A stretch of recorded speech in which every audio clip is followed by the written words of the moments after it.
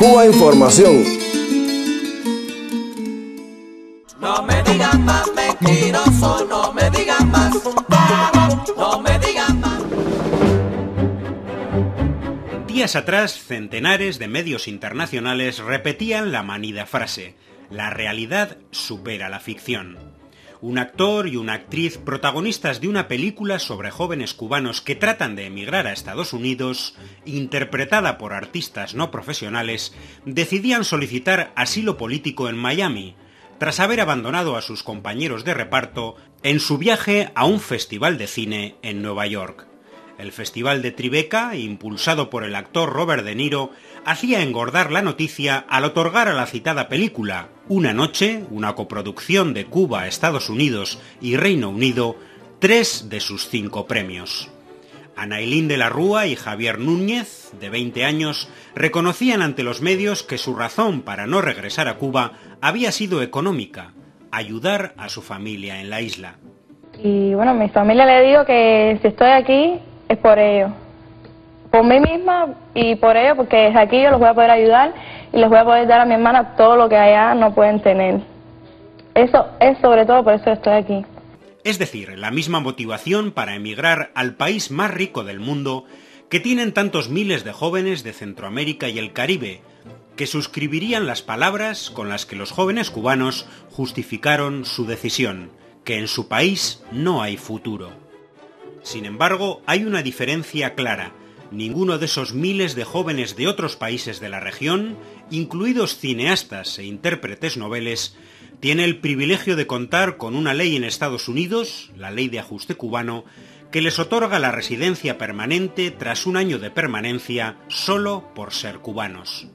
De hecho, en el Festival de Cine de Tribeca participaban películas de 32 países, muchos con graves situaciones de violación de los derechos humanos, de persecución política y de amenaza para la vida de cineastas incómodos para el poder político o económico. Pero ninguno de ellos tuvo el privilegio de acceder al asilo político, tampoco la de cobrar una importante suma de dinero, como la pareja cubana, por una entrevista en exclusiva en el Canal 41 de Miami. De más está decirles que les damos oficialmente la bienvenida en la televisión de Estados Unidos y les auguro un brillante futuro aquí, y sigan en contacto con nosotros para darle seguimiento al caso de ustedes. Bienvenidos. El tratamiento de la noticia repetía los habituales tópicos. En varios diarios leíamos que los cubanos solo sueñan con abandonar el régimen castrista para iniciar una vida mejor, entre los clásicos términos aplicados en exclusiva a la emigración cubana, como huir, escapar o búsqueda de la libertad. El joven actor cubano que protagonizó una fuga en busca de la libertad ha sido premiado. Los protagonistas de un filme que narra la huida de jóvenes de la isla están desaparecidos. El tema de la película es huir. Y aquí están, la realidad supera la ficción.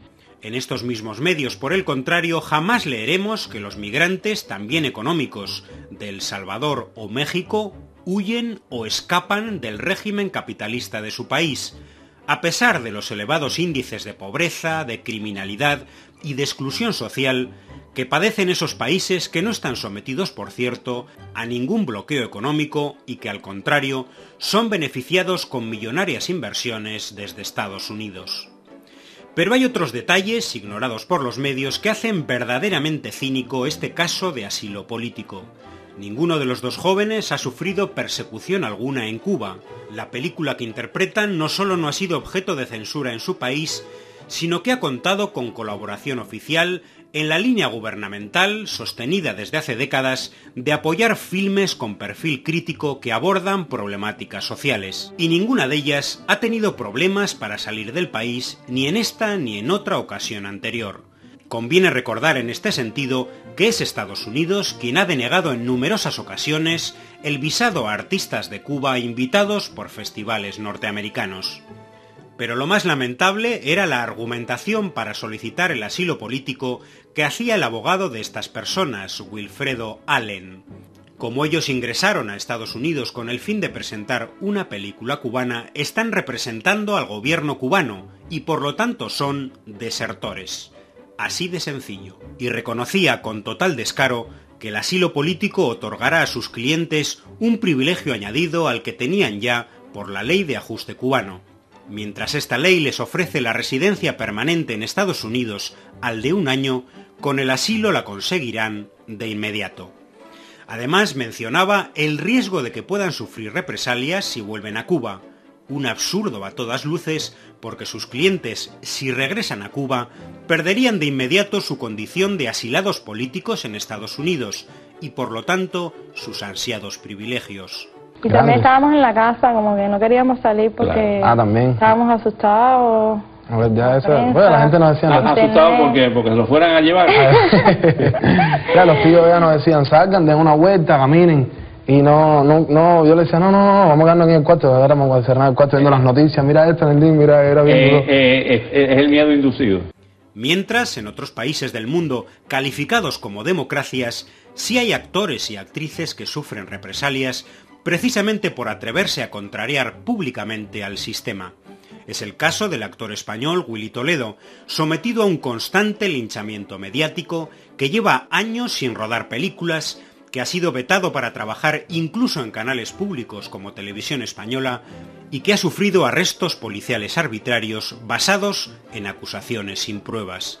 Yo iba a las 6 de la mañana en mi coche, hacía un piquete informativo en un plató de rodaje y escucho en la radio que estoy detenido por destruir un bar. Y además es un bar en el que yo ni siquiera entré. Como 19 horas después de que se anunciara de que yo estaba preso, vinieron a mi casa a detenerme. Y vinieron. Y estuve 18 horas, creo, en 2 calabozos, sin comerlo ni beberlo. El abogado de los jóvenes cubanos, además, comparaba la situación de sus defendidos, 2 intérpretes no profesionales sin trayectoria alguna, con la de bailarines, cantantes o atletas que han desertado de Cuba, y hacía apología de una de las grandes injusticias de nuestro tiempo, el robo de talentos sin compensación alguna a las naciones del tercer mundo por parte de las grandes potencias. Recuerda que hace 4 años tuvimos una campeona cubana de taekwondo y ella decidió desertar ante las Olimpiadas de Beijing y arriesgarse su vida aquí porque prefería quedarse en los Estados Unidos. Entonces, cuando las personas como ellos, como la misma Sandra que hablaba anterior, como la joven que dejó su medalla de oro, se quedan en este país, te das cuenta del fracaso que es Cuba. Recordemos que Estados Unidos tiene una estrategia centrada específicamente en la captación de profesionales de Cuba. Uno de los casos más aberrantes es el programa del Departamento de Estado dirigido a sobornar a los médicos cubanos cooperantes, cerca de 40.000 en la actualidad, a quienes ofrece asilo y ventajas laborales si abandonan los programas solidarios de Cuba en comunidades empobrecidas de África, Asia o América Latina.